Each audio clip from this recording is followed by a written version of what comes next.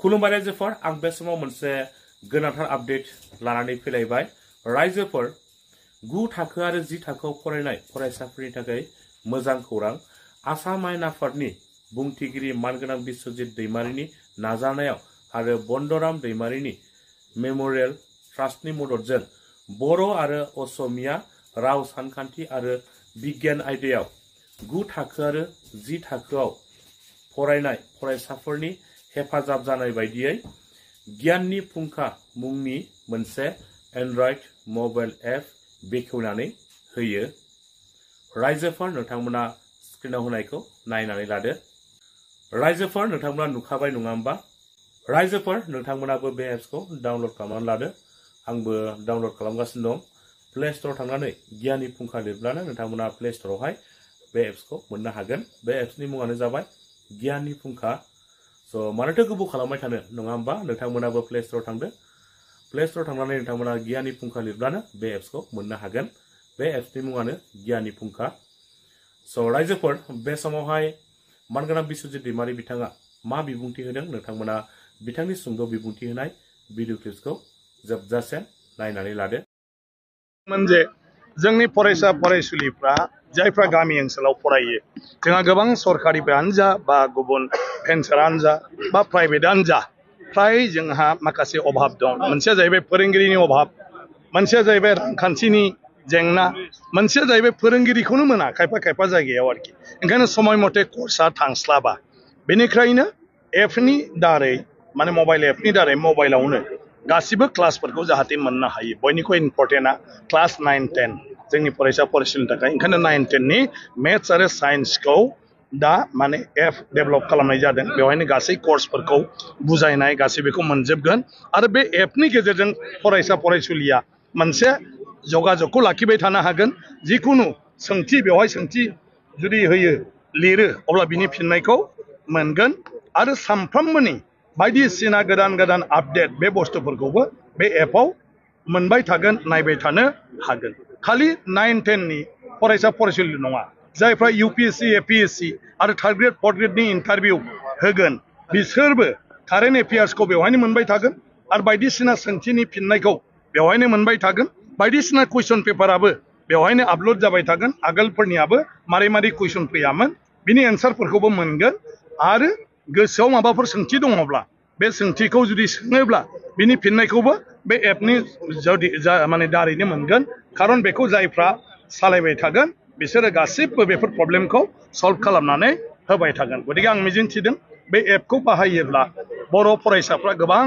माने मुलाम्फा जागोन ओंखायनो दिनै जों सौहानाय गासै फरायसालिनि फरायसा फरायसुलियारि फोरोंगिरिखौ हांख्रायहरनाय जादों आरो बिथांमोनहा जुदि दा सोलोङो गुबुनखौबो खोन्थायो अब्ला मोजां जागोन ओमफ्राय बर' बिजोंनिखौ आंनि समस्थिल' नङा बर' बिजोंखौ गासै दुलाराय बर' माने मिडियामनि फरायसा फरायसुलिफ्रानो बा जायफ्रा गोसो बिसोरनो डाउनलड खालामनानै लानानै बिसोर बेखौ बाहायनो हागोन आरो गतिके सोरबा दिल्लीयाव था सोरबा माने पाबा अरुणाचलाव था शिलंआव था पाबा था बिसोरबो जुदि माबा मोनसे जाहोनाव उसुबिदायाव मास मोनसे थाहैनांदोंब्ला मास मोननै थाहैनांदोंब्ला बे एपनि दारै बिसोरो माने मेथ्स आरो साइन्स आरो बायदिसिना जेनेरेल नलेजखौ बिसोरो बेवहायनो बे एपआव सोलोंबाय थानो हागोन बा मोनबाय थानो हागोन गासैबो आरोखि गतिके आं सानो लाइमोनफोरनि थाखाय बे गोबां माने हेल्प जागोन मात्र एसामिस मिडियामा अनलि आंनि समस्थियाल' बाहायनो हागोन मानो होनोब्ला बेवहाय माने नेटवर्कनि माखासे प्रब्लेम फैगोन जुदि लाख लाख मानसिया बेखौ बाहायोब्ला ओंखायनो भेरगाव आरो टंला समस्ति फुराना पानेरि खिन्थु दा बारायदेरबावबाय ओंखायनो भेरगाव आरो टंला असमिया मिडियामा खालि बिनि स्टुडेन्टसाल' बाहायनो हागोन बेखौ दस्रायाव बियो बाहायजानाय नङा खिन्थु आं नाजादों जे उननि समफ्राव माखासे माने मेकानिजमखौ दिहुननानै बयबो माने असमिया मिडियामनि फरायसा फरायसुलिखौबो बे एपखौ बाहायनो हानाय खालामनो हायो नामा सर मबे आइडियोलॉजीजों सर नोङो बेखौ खुलिनो जागोन सर माने बेले बेले हा मबे आइडियोलॉजीखौ सर नोङो बे कनसेप्टखौ लानानै बर'फोरनि थाखाय माबायदि सुबिदाखौ बिदि गोसोखांना खुलिनो हाखो ना खुनु आंहा आइडियोलॉजी गैया जे जों जाहैबाय सुबुंनि खामानि मावनो थाखाय रायजोनि खामानि मावनो थाखाय जोंनि जिथु जिउ जीबन बे जिबना जाहैबाय सानफ्रोमबोनि जिउआव रायजोनि जि जेंना बे जेंनाखौ बोरैहाय जोङो बोखारनो हायो गतिके गोबां फरायसालिफ्राव जों बेफोर जेंनाखौ नुदों आं MLA जानायनि उनाव गंसे फरायसालियाव फुरा फुरि सासेबो फोरोंगिरि गैया बेवहाय टिउसन फिस होनानैब्लाबो आङो मदद खालामदोंमोन नाथाय बेजों बोसोरसेल'सो खालामबाय थेवबो फेलखौनो जाजोबदों बेनि उनाव खिन्थु थांनाय बोसोराव माने बेवहाय 15सा फरायसा फरायसुलिया पास जाबाय आरो बेबायदिनो माखासे स्कुल दं माने भेन्सार जेराव फरायसाफ्रा माने टिउसन नङाब्ला बिथांमोननाव फोरोंगिरियानो गैला भेन्साराव दा बेफोरबायदि स्कुलफ्रावबो गोबां मदद खालामनाय जादों नाथाय बेबायदि मददजों लाख लाख थाखा खरसा खालामबाबो जेबो फैया बेनि उनाव आङो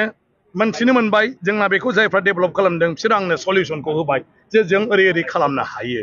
खिन्थु एसे खरसा थांगोन दा बे खरसा थांगोनखौ रायलायलायनानै आं नुबाय जे बेखिनि खरसाखौ आं एफर्ड खालामनो हायो बे हिसाबै बिथांमोनखौ दायित्व होनानै दा बे मबाइल एपखौ बानायनाय जाबाय जि जिनिसानोखि दा खेबसे रां गारबाय अदेबानि बियो माने कर्स सोलायागौ मानि बे सोलिबायनो थासिगोन आरो कर्स सोलायागौ मानि ओमफ्राय गासिबो बे डेभेलपारफ्रा कन्टिनिउ माने बे माबाखौ मोनसे जायगानिफ्रायनो सानफ्रोमबो बयनिबो सोंनाय फिननायफोरखौ बिनिफ्रायनो हरबाय थागोन आरोखि होबाय थागोन आरोखि दा जेराव नोङो गंब्रै गंबा स्कुलखौ मदद होब्लानो बेसेबांबा जोंनो नांगौ मालाबा कचिं क्लास खिनियावनो जोङो सहाय खालामनो हाया अदेबानि बे एपनि गेजेरजों दा बयखौबो सहाय खालामनो हासिगोन आरो जोंनि गथ' गथाया मबाइलजों गेलेबाय थायो नालाय बे मबाइलजों गेलेनायल' नङा जासे जिखुनु समावनो बिसोरो साइन्स आरो मेथ्सनि क्लासखौबो बेवहायनो नायबाय थानो हासिगोन आरो थांखांनायफोरखौबो बिसोरो नागिरफिननानै फिन बुजिफिननो हागोन आरो गतिके आंहा जेबो गैया थांखिया बेल' जे माब्रैहाय आथिखालनि समाव गामियारि जे फरायसा फरायसुलिफोर दं जायफ्रा माने फोरोंगिरिनि अभाब अबा टिउसननि अभाब माने बेबायदियाव भुगिनानै माने थालांदों कर्सफोरखौ फोजोबनो हायाखै बेफोरबायदि फरायसा फरायसुलिया जाहाथे एसेब्लाबो मदद जायो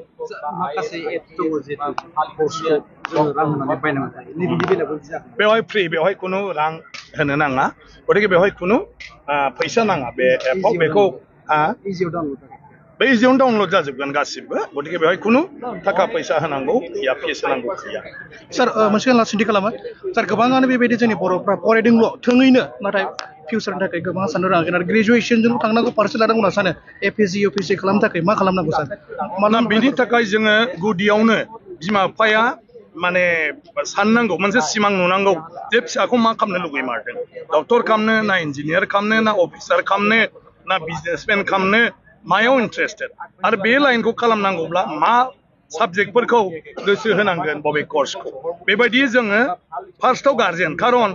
5, 6, 7, 8, 9 फरायनाय गथ'आ बेफोरखौ मोनथिस्लाबजोबा नाथाय गार्जेना मोनथिगौ नालाय आरो मोनथियाब्लाबो मालायनिफ्राय सोंनानै मोनथिनानै लानांगौ आरो मोनथिनानै मालायनि साजेसन होनाय बायदि जोङो गथ' गथायखौ मायाव लुबैदों बिनि उनावहाय नोङो गथ' गथाया 10नि उनावहाय गाव गावनो साननो हानाय जागोन बिसिनि थांखिया सोलायनोबो हागौ बिमा बिफाया हास्थायनाय बायदि नाथाय अब्ला बिसोरखौ बे जि जानो नागिरदों जेखौ फरायनो नागिरदों जुदि गाइड होयोब्ला बेखौ आरो मदद होयोब्ला बे लाइनखौ होसोनो हायैनि खोथा गैया इउपिएससि एपिएससि जेबो गिदिर बाथ्रा नङा नाथाय जोंहा बेसिक माने जि मोनसे गियान थानांगौ बे गियान गैयैयाव जोङो बे बुस्थुखौ सरासनस्रा फरायसानि नङा खोमा होननानै जोङो सानो आरो गतिके इउपिएससि एपिएससिखौ सोलोंनांगौब्ला जों बे स्कुल कलेजाव जेफोर फरायनाय बेफोरनिफ्रायनो बेबो फैजोबो आरोखि नाथाय खेबसेयावनो जिहेतु गोबांथार नलेजखौ बुथुमनांगौ जायो बिनि थाखाय जुदि खस्थ' खालामनानै फरायाबा बे एथबां गोरलै नङा दा जोङो जायफ्रा इउपिएससि एपिएससियाव बाहागो लानो सानो बिसोरो हायार सेकेन्डारि पास जानायनि उनावनो आरो मेट्रिकनिफ्राय हायोबाथ' मोजां जुदि बिमा बिफाया मदद होयो इनफरमेसन होयो बिजाब होफैयो बा मबाइलाव बबेखौ माने नागिरोबा चार्ज खालामोबा माखौ फरायनांगौ अब्लाथ' गाइड होलांबा बेवबो मोजां खारन एसे बेसिक नलेजखौ जोङो लालांनांगौ नाथाय